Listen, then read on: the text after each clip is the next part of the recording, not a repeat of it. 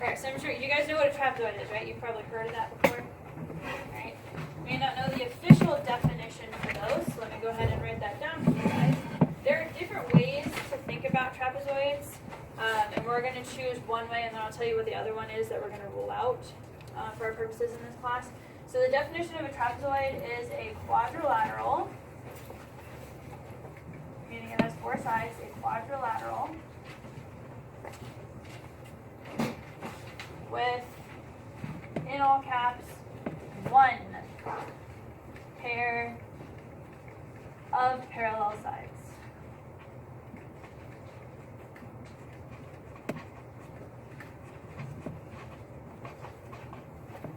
Okay. So it's a four-sided figure with only one pair of parallel sides. That makes it not a parallelogram because for it to be a parallelogram, both pairs of sides have to be parallel. And so there are some definitions out there where a trapezoid just they change the definition to a quadrilateral with at least one pair of parallel sides, which doesn't rule out the parallelogram idea. So we're specifying for our class that they have to have just one set of parallel sides, so we don't get the idea of trapezoid and parallelogram mixed up. So this is what a trapezoid would look like. I'm sure you guys can tell which ones are parallel, right? So some details about the trapezoid. There isn't a whole lot you guys can do with this, right? In terms of solving, there's not a whole lot you can do with your run-of-the-mill trapezoid. But the first thing, the parallel sides are called bases. This is just a little bit of vocabulary to help you guys, right? So the parallel sides of your trapezoid, those are the bases. So this would be a base, and this would be a base. Sometimes we call them base 1, base 2, because there's two of them, but whatever. So the ones that are parallel, those are the bases. They do not necessarily have to be top and bottom because your trapezoid could be turned a little, but the parallel sides nonetheless are called the bases. The non-parallel sides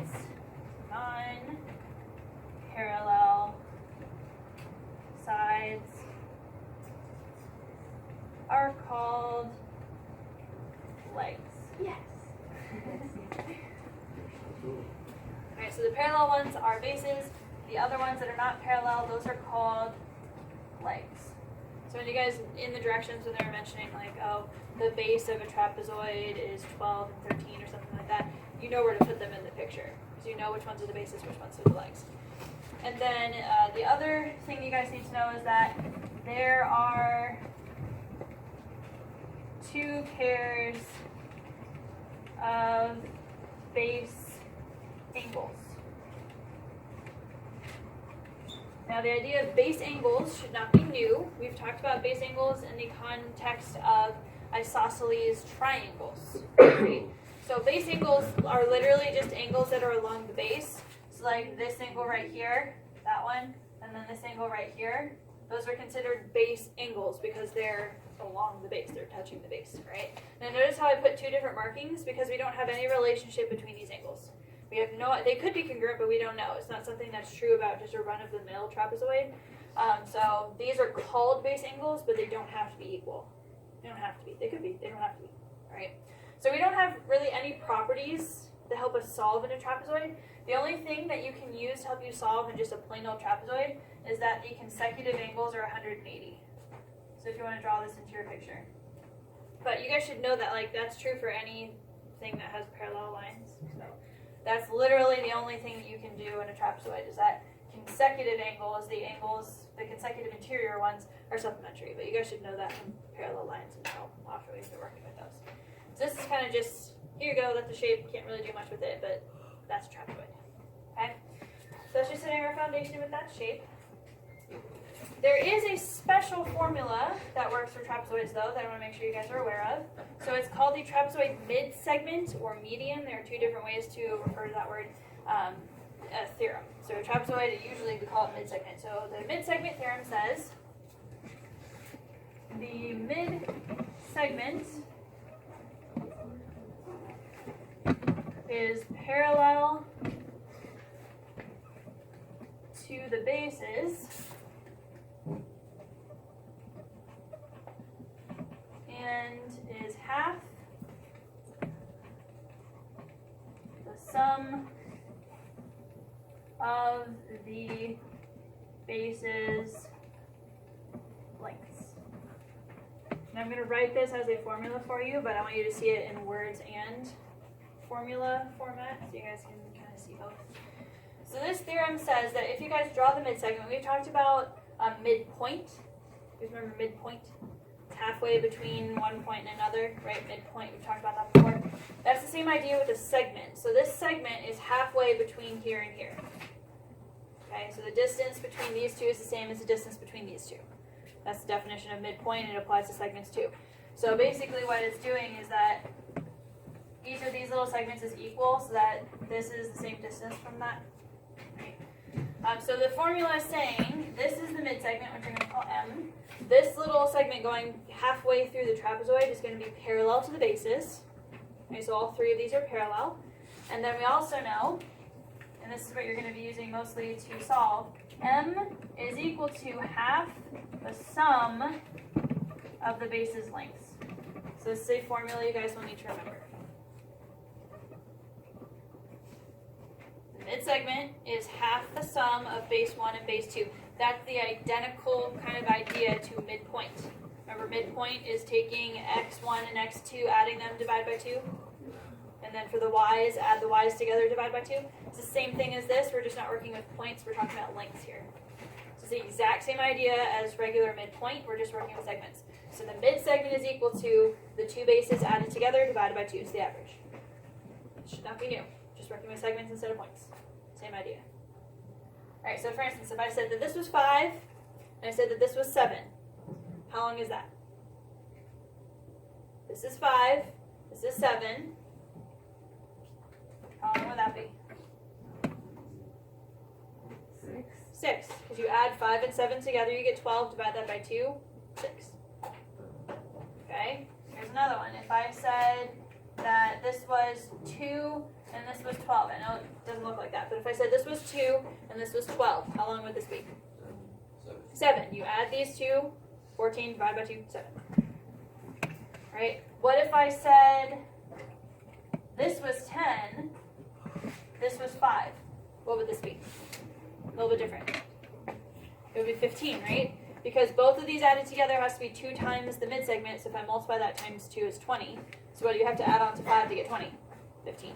Okay? So you guys need to understand this formula. You have to have it memorized. You have to know how to work with it forwards, backwards, whether you're given M or the bases, whatever. You need to know how to use that in all sorts of different ways. So do you remember that formula? All right, the last thing we're going to talk about with trapezoids, and we're going to move on to the kite in a second. So with your run-of-the-mill trapezoid, the one that I introduced to you at the very, very top, there's not a whole lot you can do with that. All you can do is consecutive interior angles or supplementary, and that's it, because all we know is parallel lines. But what if I introduce you a special type of trapezoid? This time it's isosceles. It's not just some random trapezoid, it's isosceles. What do you think isosceles does to the trapezoid? To what? To sides. How it goes. To what?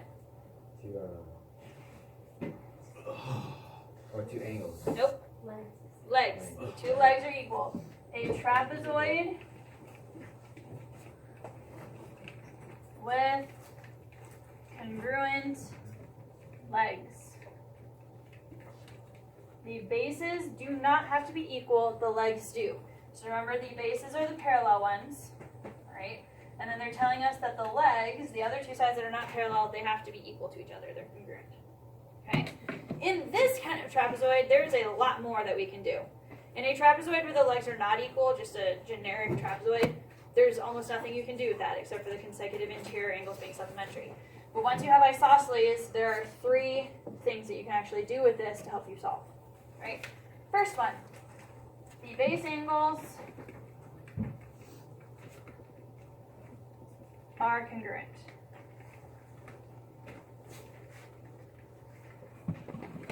Base angles are congruent. So think back to when we first learned the idea of isosceles. That was in a triangle. When you guys saw this, what else did you guys conclude? 2 sides are equal, therefore 2 angles were equal, and those angles are called base angles in that triangle. Same thing over here. If you guys have 2 legs that are equal, you're going to have angles that are equal, there and there. Are there any other base angles? How many bases do we have? 2. 2 bases, so we have 2 sets of base angles. So not only are these 2 equal to each other, these 2 are are equal to each other. And I expect you to put all these markings into that diagram. That's why it's nice and big and empty right now. Alright, so we know the bases are parallel. We know for this trapezoid the legs are equal, which by the definition of isosceles then makes these two equal to each other and these two equal to each other. Quick question. Does that make these two equal to each other? No. What's the relationship between these two? Supplementary. Supplementary. So if you want to add that to the picture, that might be helpful too. That's the one thing that's true for every trapezoid. So that's true for any trapezoid, still applies to isosceles, but the base angles are equal to each other in separate pairs. They're not all four of them equal. Alright, so just be careful with that. Number two, second thing you guys can say, the diagonals are congruent. This is like a rectangle kind of.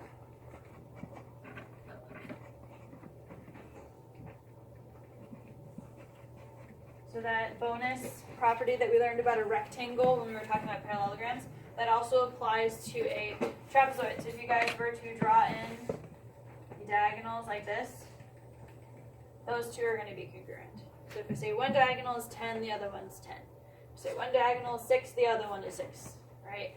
So we know the full diagonals are congruent. Would I also say that they bisect? Do you think it's true that they bisect each other? No. Just look at it. Do they look cut in half? No. So that's why, again, this is why it's not a parallelogram, right? The diagonals don't bisect each other, but you can still have that congruent relationship. So the angles are equal along the bases, the diagonals are congruent, and then one more. Oh, the consecutive interior angles are supplementary. Consecutive interior angles are supplementary. That's just a little aside. You guys should know that already with the parallel lines, but those are all three things that you guys can do inside of this trapezoid, and that's pretty much it. You don't know anything else about this. Alright, so the legs are equal, the consecutive angles are supplementary, the diagonals are congruent, and the base angles are congruent. Alright, property 1 and property 2 should be self-evident from what you guys already know about parallel lines and the definition of isosceles. The diagonals being congruent is something you'll have to work to remember. Alright, so that's trapezoids. Main things to remember, mid-segment formula, just like midpoint, and then the properties of the isosceles trapezoid you can use to solve. It's not too much. Just make sure you remember it. Okay? Now, the very last shape we're going to talk about in this unit is called the kite. Right? You guys ever flown a kite or seen a kite that looks like this? Traditional kite. Hopefully, maybe, sort of. I don't know. I flew one last week. Did you? It was super windy that one day on Sunday. Alright, so a kite. This is a little bit of a long definition. So it's a quadrilateral, four-sided, quadrilateral with two pairs of distinct, I'll explain that word in a second, distinct, adjacent sides that are congruent.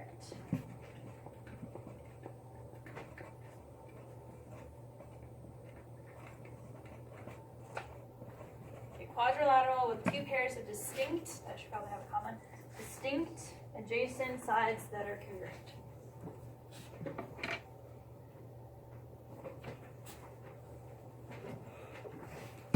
Now I add the word distinct here because again, just like with the trapezoid where I had to emphasize that there is only one pair of parallel sides, we don't confuse it with a parallelogram. I have to make sure I include the word distinct here so we don't confuse a kite with a rhombus. So a kite is going to look like this. These are two adjacent sides, they're equal, and a completely separate set of adjacent sides are these two, and those are equal, but these two are not. Right? So the upper part of the kite, this little section right here, those two sides are equal, and then the other section, those are equal, but they're not equal top and bottom. You guys see that? They're distinct, they're separate. Now the reason why we have to do that, what would the shape be if this was equal to that? It would be a rhombus. And so we have to keep the kite separate from the rhombus. So that's why I have to specify that these are equal to each other, these are equal to each other, but they're not equal to each other this way. Okay? So one part of the kite is going to be elongated and the other one's not quite as long.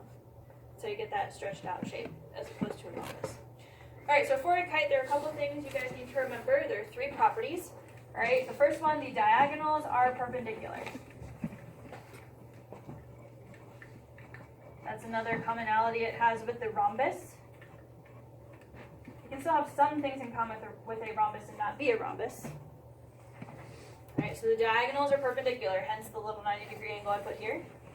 Alright, so in a kite, think about a kite when you guys are flying it. You want structural integrity, right? Or else the wind will just rip it apart. So we have the perpendicular relationship here to give it that solid structure so it can actually fly. Okay, so the diagonals are perpendicular. Alright, I'm going to draw some arrows here. This guy right here has a special, that is a diagonal, right? Do you guys see how much longer that is to this one compared to that one? Okay, we call this the major diagonal because it is longer.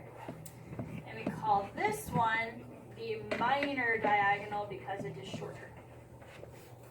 I want you to write those in because the next two properties involve that vocabulary. Okay, so the long one's the major, the short one's the minor.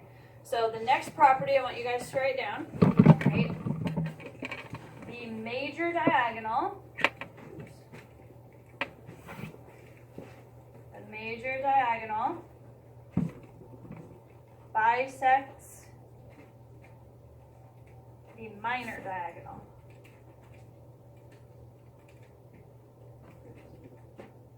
Repeat that. The major diagonal bisects the minor diagonal. Now, in a parallelogram or a rhombus, or the things we've talked about before, didn't the diagonals always bisect each other? Didn't they? They were both cut in half, right? Is that happening here? Are they both being cut in half? No, because one part of this has been stretched out. That makes this longer. It's not been cut in half. But this one has. I'm going to put 3 marks to separate it from the other sides, right? So this diagonal is being cut in half, but the longer one is not. It's really important to remember. Only the short one has been being cut in half. That's a very important property to remember. I put 3 marks because I already used 1 and 2 on the outside. Okay? So this short one is being cut in half by the longer one, but clearly you can see this is not equal to that, so the other one wasn't bisected. Okay? And then one more. The major diagonal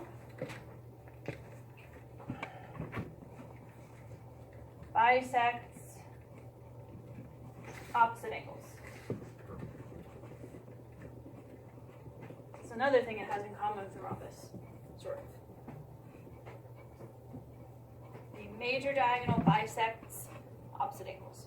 So remember in a rhombus, the 2 special properties we had for a rhombus was that the diagonals were perpendicular, which is the same here. And then the other property for the rhombus is that the diagonals bisect angles. But the only thing that's different here is that the diagonal that bisects angles is the major one, right? The shorter one does not bisect the angles that it touches, it's only the long one, right? So that's why I highlighted this one, because that's really the diagonal that does all the important stuff. The minor one's just kind of along for the ride, right? So I highlighted that one to make it stand out. That's the only diagonal that really does stuff, right? That's the one that does the bisecting. Goes right through the middle. Alright, so that's what you guys need to know about a kite. Now I'm going to do some color coding. You guys can follow along if you want to, or you can use your own colors or just watch, whatever. But I like to use a special color coding strategy for the kite to help me with angles. There are a lot of angles in here that are equal to each other. So I like to use colors to show which ones are equal so I can reference that later. You don't have to do it for every diagram, but if you at least have it somewhere in your notes or homework, it'll make it easier to reference. So what I'm going to do is I'm going to use 4 different colors to show which angles are congruent to each other. So using this property right here, it said the major diagonal bisects opposite angles. That means these 2 angles right here are equal to each other. Because this full angle was cut in half. So I know this is equal to this. That's one set of congruent angles. So I'm going to switch colors. The major diagonal also slices through this angle. So that means that this was cut in half. So those 2 are equal. So far I've used property number 3 to show that these 2 are equal and those 2 are equal. That's using property 3. Now I'm going to use the definition of kite. Right? Do you guys see how these 2 sides are equal to each other? If I split this kite into 2 parts, what kind of triangle is this? Okay, so if I have isosceles, I have 2 congruent sides. What else do I have? Okay, so that would be here and here. So those 2 angles are equal. Because the upper part of the kite is isosceles. Isn't the lower part of the kite also isosceles? This part right here? 2 congruent sides. So that means these angles are equal as well. So I like to do that for every kite. I like to go color, color, color, color, color, color, color, like color coding so I know what angles are congruent. Okay, so these have been bisected, and then we use isosceles triangles to get those. Right, so a good strategy, I would recommend doing that at least once so you have a good diagram available to reference in the future. But that's basically everything you guys need to know about a kite. There's a lot in there, I understand. But if you color code, it makes it easier. Alright, so on the next page, we're just going to practice some application questions. I'm going to use what we learned about a trapezoid and a kite to actually solve. Alright, so the first one we're going to talk about is an isosceles trapezoid. Look for those words. I feel like you guys are not really reading the directions, as was evident when I was grading the quizzes. So please make sure you're reading the directions and looking for keywords. So this is isosceles, so what does that mean?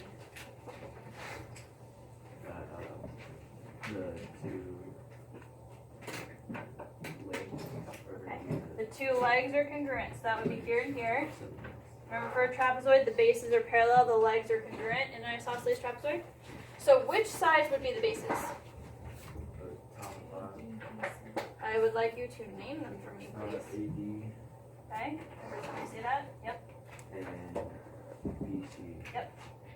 So A, D, and BC are your bases. Those are the parallel ones, so they're the bases. Which ones are the legs? AD and BC. Yep. Okay, so just be able to recognize those. If I know that one of those legs is 6, what's the measure of DC? 6. Also 6, because remember the legs are congruent. So we use the 6 to find the other one. Alright, what would the measure of angle C be? That's right here. What's the measure of that angle? 70. Why? Because it's the two legs are supposed to be congruent. So you know that. Looking for vocabulary here. How do I know that C is also 70? You can explain that to me using the proper vocabulary.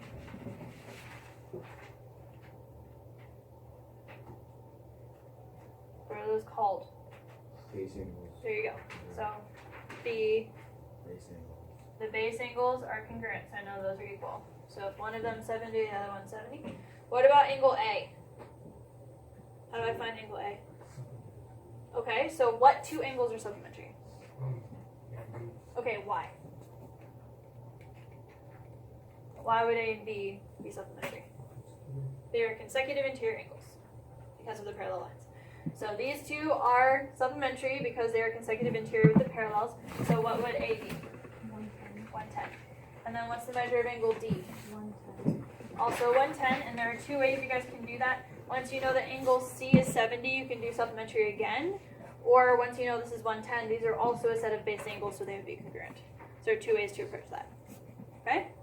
So that's your isosceles. Pretty straightforward stuff. Most of that you guys probably already know. Right? Everybody clear on that? Okay, now we're going to practice with our mid-segment formula. Right? When you see a trapezoid with this extra little segment drawn through the center or the middle of it, that's when your light bulb needs to go off in your head. Oh, this is a mid-segment question. Okay? So the mid-segment formula, remember, is m is equal to 1/2 base 1 plus base 2. It's just like midpoint, except there's not an x and a y, it's not a point. It's just the average of two things. Alright, so they've conveniently labeled the mid-segment with an m. So m is equal to 1/2 of what? Well, what am I doing to get that? What are you supposed to add? Okay, so I'm going to do 13 plus 25. So it's 1/2 of, which is, there you go. So the mid-segment, the length of the mid-segment they were looking for is 90. Straightforward stuff. Alright, what's different about this one? They give you m, right? It's the one base that you're looking for. So this is still mid-segment. Just because they've given, remember how in the midpoint formula, they can, or sorry, the midpoint questions, they can give you the midpoint and ask for the other endpoint, or you do DMSE? You're still using the idea of midpoint, you're just approaching it differently. Same thing here, this is still mid-segment, we're just approaching it differently. So what you're going to do is just plug everything into the formula and solve backwards. So it's kind of like DMSE, we're just working with a slightly different formula here. So which one of those is the mid-segment? Okay. So the mid-segment is equal to what? n plus 10. Base 1 plus base 2. Remember how I said the bases don't have to be bottom top? Alright, this one's been twisted, remember? So base just means it's the parallel sides of the trapezoid. Alright, so then how would I solve? I would not recommend distributing. You could, but I would recommend something else. Okay, so if you multiply by 2, it gets rid of the fraction. Okay, so if you multiply times 2, you get 22 is equal to n plus 10. So there's your double. Remember DMSE? That's your double. Double the mid-segment. And then what? Subtract the base. So it's just the same thing as DMSE, where just we don't have midpoint or endpoint. It's just double the mid-segment, subtract the one base you know. So then what would n be? 12. Okay, so same process as we've done before with the point stuff. It's just working with segments. All right, last one here is just the same idea, just a little bit more complicated because it has more x's and expressions. How would I write the formula? 4x equals. Okay, I'm going to do the 1/2 first, and then. Yeah. So write it all out like this. The mid-segment expression is equal to half of the two bases added together. So now we're just going to I'm going to multiply the 2 over again, the double the mid-segment thing. So it's going to be 8x. I'm going to combine like terms over here to make it a little bit neater. So that's 2x plus 42. And then what would I do? Just algebraically, how would I solve that? Pull the 2x on the other side by subtracting it. X is equal to 7.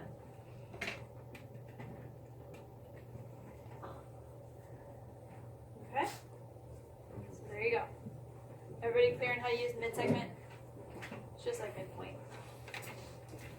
Alright, now we're going to work with the kite. The kite can be a little bit more complicated, so this is where color coding can actually help you.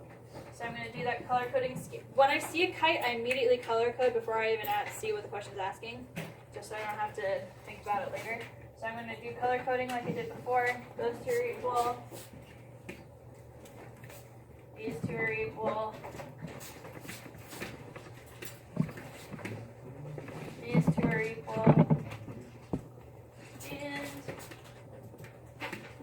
these two are equal. Okay, so I just do that immediately so I can just see it and use it really quickly. Alright, so before we get started, I have a kite. What other shapes are used to create a kite? Triangles. So just like you're using triangles to help us with rectangles and rhombus and stuff like that, they're also going to come and help us with a kite as well. So anytime you guys see triangles and they're helpful, use them. So the first angle I'm looking for is KIE. KIE. It's right here, that pink one on the right. I need to find that angle. Okay? There's something else I need to know about this kite in order to do that. Can anybody tell me something else about a kite that we learned? Yes? The diagonals are perpendicular. So all of these angles right here are 90 degrees. Yeah. How can I find this little pink corner over here? That's KIE. How can I find that angle based on what I know so far? Yep. Anybody think they know what a strategy might be?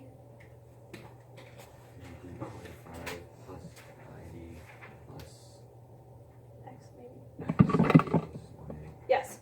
So what I'm going to do, there's no property of a kite that will directly give me that angle. So I'm going to do, just like I prefaced this question, you're going to focus on a triangle. So the triangle I'm going to use, I'm actually going to draw a little sketch, right? The triangle I'm going to use is the upper right-hand portion of the kite, because I know that this is 25, I know that that's 90, and what I'm looking for is what I've labeled as X. You don't have to put the, names of the corners or whatever. I just draw a little sketch of the portion of the kite I'm working with. So I'm working with the upper right-hand triangle, and so just use what you know about a triangle. They add up to 180. So 25 plus 90 is 115, right? Did I do that right? And then you're going to subtract that from 180 to give you X. And what is the result? 65. Right, so what I needed from the kite was that I had that 90-degree angle there. If I didn't use that property, I would have been completely stuck. So the thing I used about the kite is that this is 90 degrees, and then I transferred to the triangle to finish the question. Alright, next one, EMK. EMK is right here. What is the measure of that angle? 90. You guys need to know how to name angles in order to do this. So EMK goes in, and then the vertex is M. So that little corner inside where the diagonals intersect, perpendicular, 90 degrees. Alright, KIT. KIT is this entire angle, the pink and the black dots added together. So, say again? Do they have two angles? Add those two together. Well, KIT is made up of two angles, but you don't necessarily have to find them individually and then add them. There is a way to find just that one angle. The bottom, just 30, or just like that one? No, the whole thing is 30, so each part would be 15. Yeah. Oh. The whole thing is 30, so each part would be 15. Does anybody see what I might do to find KIT? Yes? So, as you know, the top one is already 25, and then you know the bottom one will be 15. You just do 15 plus 25 plus that whole, like, Am I using a triangle? Yeah. Which triangle? triangle KIT. Yeah. So instead of using just a little corner, I'm going to use half the kite. I'm going to draw a little smaller. I'm going to use half the kite. It looks like this. Do you guys see what happened with the right hand side? You guys see that? I know that this is 25 right here. I know this is 15, and the angle I'm looking for is that one right there. KIT, the full angle. So not only can you guys use just a little section of the kite, you can use a full half of the kite as a triangle. There are all sorts of different triangles you can use in here. The upper half, the bottom half, the right, the left, the quarters. So there are all sorts of different ways you can think about this. But once you recognize that this is the right sliver of the kite, you guys can use triangle sum theorem again. So 25 plus 15 is 40. So then if you subtract that from 180, what do you have left over? 40. So the measure of KIT is 40. Yeah, so again, we're going back to using triangles, so just make sure you're able to recognize that in these questions. Alright, what about EKT? 25. Why? They're both the same. They're both the same, right? We did that with the color coding. That made that super easy, just like that. Remember, the property that lets us do that is that the major diagonal cuts that angle in half. So if I know this one's 25, so that one's also 25. Alright, MET. MET. So that's this left-hand black dot right here. How do I figure that? 90 plus 15 plus X. What triangle am I using? You're using MET. Yeah, so I'm using the bottom left triangle. That's why I'm drawing like this. I know that this is 90, I know that this is 15, and I'm just trying to find that angle. Right, the best way to figure out what triangle to use is whatever triangle it uses. The that has this angle in it is this one right here, or the big one. So technically you could use this bottom half of the kite too, but the smaller one's probably easier. So I'm looking for this, I know this is 15. You guys can do the math, gives you 75. So the 90 plus the 15 plus the x, all those should add up to 180. So triangle sum theorem, and you got it. So unless the angles are the 90-degree perpendicular relationship, or you're just doing a straightforward bisect, in order to find the angles, you have to use triangles. Almost always. Unless it's just a straightforward application of the property of a kite. So make sure you guys know to use triangles.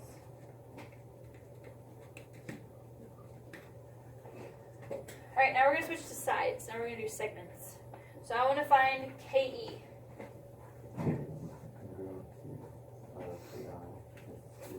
Yep. So KE and KI have to be congruent by the definition of a kite. So what would KE be? 5. Right, remember the definition of a kite is that these two sides up here are equal and then the bottom sides are equal. So if I know this one's 5, that one's 5. Alright, now I need MI. How would I find MI? Yes, Pythagorean theorem. Right? The only sides I know is this 4, this 5, and this 10. So what kind of triangle did we say all of these were? They're little right triangles. So in this triangle, which I'm going to draw right here, which is the upper right again, I know this is 4, I know this is 5. How would I find this side, which is what I'm after, MI? Pythagorean theorem. Yep. X squared plus 4 squared is equal to 5 squared, or you can just recognize that this is a Pythagorean triple. 3 squared. 3 squared is Well, what's x? 3. You can do Pythagorean theorem and work it out if you want to, or you can just recognize Pythagorean triple. Just wait. Alright, so yeah, because these triangles are right triangles, just like in the rhombus. In the rhombus, you might have to use a right triangle property like Pythagorean theorem or 30/60/90 or anything that we learned from Unit 7. Usually not trig, but Pythagorean theorem shows up the most often in these. But anytime you guys have a right triangle and you're asked to solve, it's always a potential for Pythagorean theorem. So go ahead and put a little star right here and write PT or Pythagorean theorem. If you don't think PT will remind you what that is. And just make a little note to remind yourself that's possible using Pythagorean theorem. Alright, if I now know that MI is 3, which I'm going to write here, what's EM? Also 3, because our property of a kite says that the major diagonal slices that guy in half. So I know that one side is 3, that means the other side's 3. It's something we know about a kite. Alright, what about ET?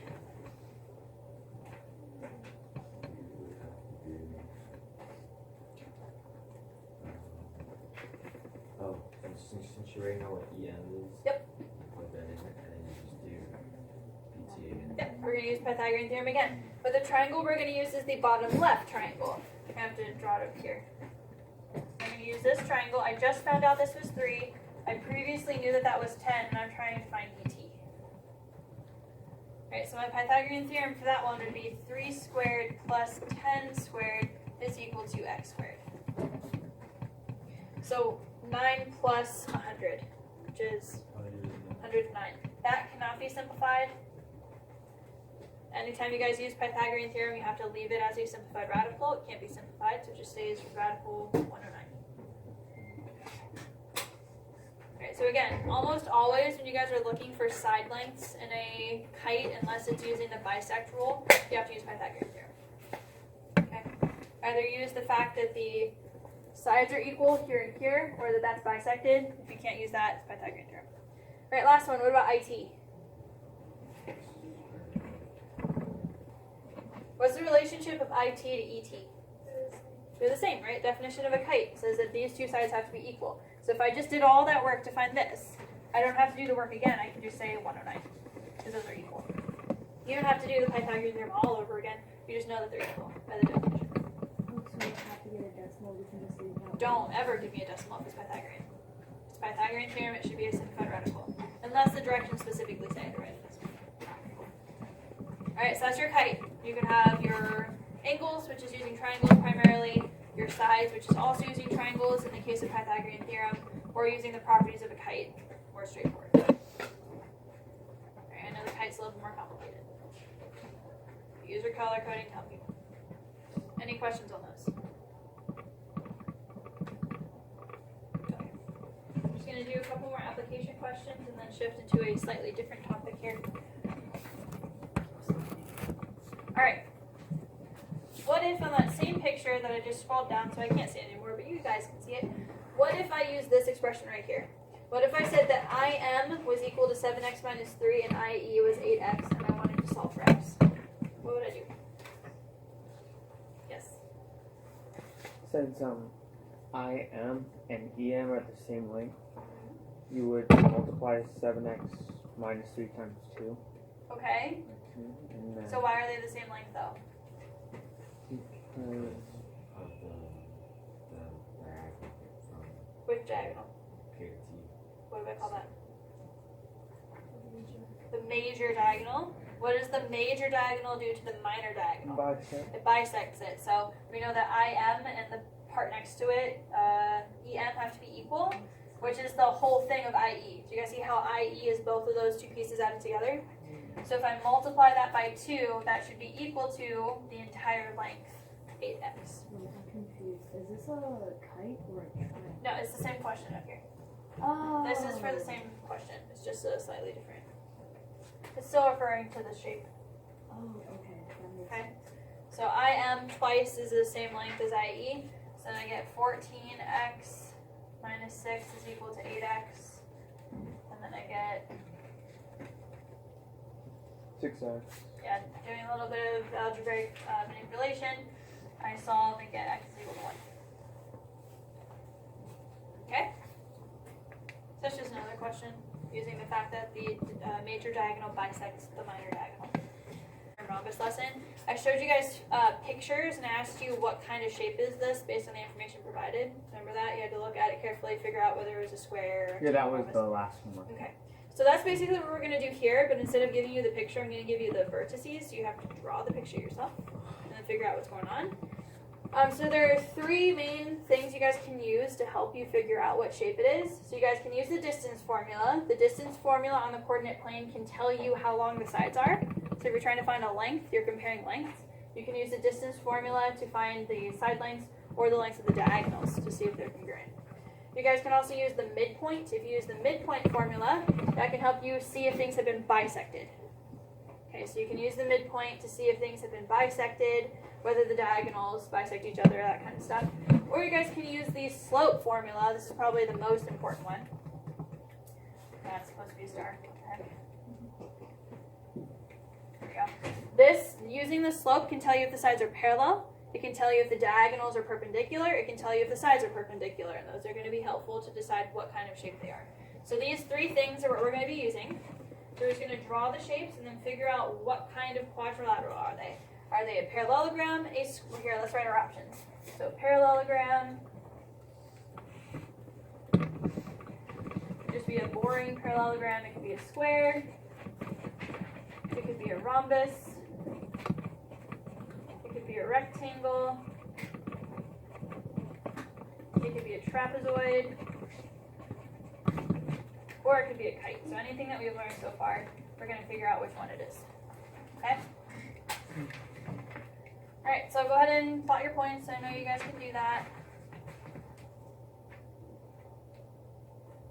Oh, 1, 2, 3, 4, 5, 1, 2. 1, 2, 3, 1. Teeny tiny little guy. Okay, so go ahead and plot your points. We're going to decide what kind of shape is that one right there, for example A. Okay? Now, the first thing I want you guys to do, the first place to start is to start ruling stuff out. And the best way to do that is by using slope. So my recommendation is for you guys to find the slope of all the sides first and then see what happens after. So we're just going to go, I'm going to draw little arrows. You guys are going to tell me what the slopes are for each of these sides. Okay? So this one on the left, what is the slope of this one? How far do I go up? 2. 1 over 2. Yeah, I go up 1 over 2. So this one right here is 1 over 2. That's its slope. What about the one right of that? 1 to the left. So 1 negative. Well, yeah, it's negative 1/2. I go down 1 and over 2, so that makes it negative. So negative 1/2. What about this one? I go up 1 over 2. So that's 1 over 2. And then this one? Okay. So this is interesting. Right? The first thing I want you guys to look at, are there any parallel sides? Remember, parallel sides have the same slope? Do I have any parallel sides? I have 2 pairs of parallel sides. So for this question, what shapes can I rule out if I know that I have 2 pairs of parallel sides? I can rule out a trapezoid, and I can rule out a kite. Because neither of those have 2 sets of parallel sides. So all I know right now is that it's one of these 4. I ruled those out. Now what I want to do is look at more information to figure out what type of, this is a parallelogram, right? I want to know if it's just a run-of-the-mill parallelogram or if it's one of the special ones. So the next thing that I'm going to do is look at the diagonals. Okay? I'm going to change colors really quick just so you guys can see. One diagonal is here, the other one's here. What's the relationship between those diagonals? Perpendicular. They're perpendicular. We don't know that they bisect each other. They actually don't, because this one, or wait. How do we know if they're perpendicular? Well, actually, they do bisect each other, right? Because this is 4 total and this is 2 total, and they go right through their midpoint, so the diagonals bisect each other. Alright, so I have parallels.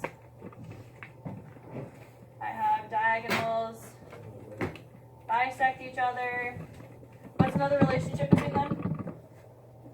What's the relationship between the diagonals?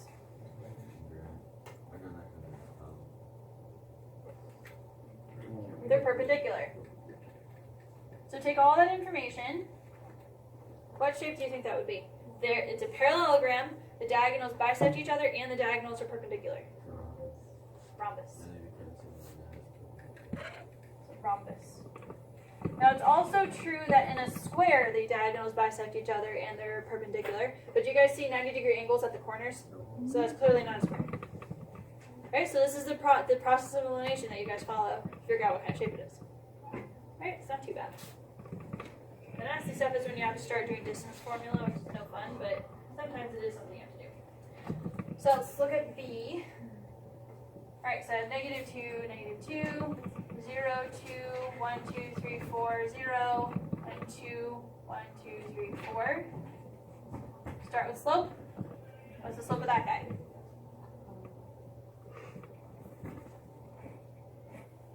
Unsimplified. It's usually nice to write it unsimplified. So what's the exact measure of down and over? 2/4.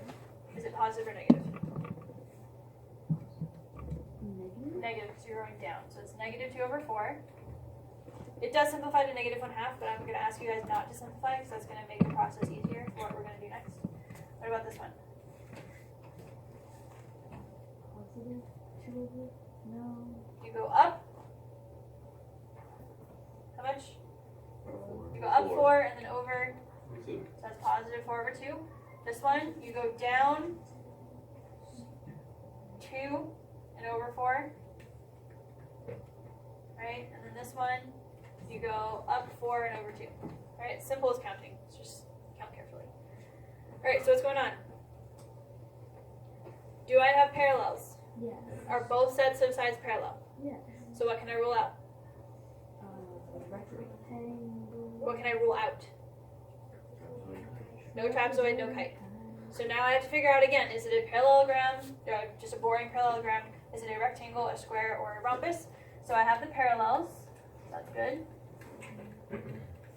Alright, what else do you guys notice in particular about the slopes? Not the opposite ones, the adjacent ones. Oh, they're opposite each other. Oh, so they're going to be perpendicular. Yes, they're opposite reciprocals. You guys see? The -2/4 is opposite reciprocal to 4/2. So what do I know about the adjacent sides? They're going to be perpendicular to each other. Yes. The adjacent sides along the outside of the shape, not the diagonals, but the adjacent sides, they're perpendicular because their slopes are opposite reciprocals. So that means that the angles are 90 degrees. So now what are our options? A parallelogram with 90-degree angles, what are our options? A square or not a rhombus. Rectangle. The two parallelograms that have 90-degree angles is either a square or a rectangle. How do I know which one it is? What's the difference between a square and a rectangle? Rectangle is two opposite sides. Yeah, only the opposite sides are congruent, not all four. So there are two ways you guys can approach this. You can find the lengths of two adjacent sides and see if they're the same. If two adjacent sides are the same, that means it's a square. If they're not the same, it means it's a rectangle. Right? Because in a rectangle, the opposite ones are congruent, not the adjacent. Or you guys can find the lengths of the diagonals. What do you know about the lengths of the diagonals in a rectangle? They bisect each other, right? Well, actually, that wouldn't help because that would be true for a square too. Never mind, erase that. So the only way that you guys would figure out is by finding the length of two adjacent sides. Okay, so we're just gonna do that really quick. So let's find the length of this one right here, right? Distance formula. Some of you guys still don't know how to do distance formula. All right, so distance formula, you have to subtract the x's. So what's the x of this point right here? This one that I'm pointing at, what's the x value? 2. And then what's the x value of this one? Nope, this one. 4. So you subtract the x's, then go back and do the same thing for the y's. What's the y of the original point? -4. And then what's the y of this one? 0. I'm going between these two right here. Okay? So we're going to simplify that. So 2 minus 4 is -2. -2 squared is 4. -4 minus 0 is -4. -4 squared is 16. So the length of this side, right here, not only is the slope 4/2, the length is square root of 20. now I'm going to do the same thing for the one that's right next to it. Because if the adjacent sides are equal, that means it was a square. So I'm just going to check to see the length for this guy. Alright, what's the x value from here? That was 2. This x value is negative 2, so that becomes a plus. This y value is negative 4. This y value is negative 2, so that becomes a plus. Sorry, my handwriting is getting a little bushed there. But again, you guys should know how to do the distance formula with how much we've done it so far. But this is 2 plus 2 is 4. 4 squared is 16. Negative 4 plus 2 is negative 2. Negative 2 squared is 4. So this one is also square root of 20. So if two adjacent sides are the same length, would this be a rectangle or a square? It would be a square. Okay, so you do have to use the distance formula to double check length sometimes, so make sure you do that when necessary. And then you'll conclude it's a square because adjacent sides are equal. In a rectangle, the two adjacent sides would not be the same. Alright, the last one's a lot easier. 0, 1, 2, 1, 2, 1, 2, 3, and negative 2, 1, 2, 3. That was so fast. So small. I was just counting. That would be a Trapezite. Why? Because there's only one set of parallel sides. How do you know they're parallel? Because they're on line, I think. What do you call that? Bases. No. What do you call this kind of Oh, line? their slope is 0. Zero. over Just 0. just zero. Just 0. They're horizontal, so remember horizontal lines are always parallel. Would these two be parallel? No. So you only have one set of parallel sides that makes it a trapezoid. Alright. So for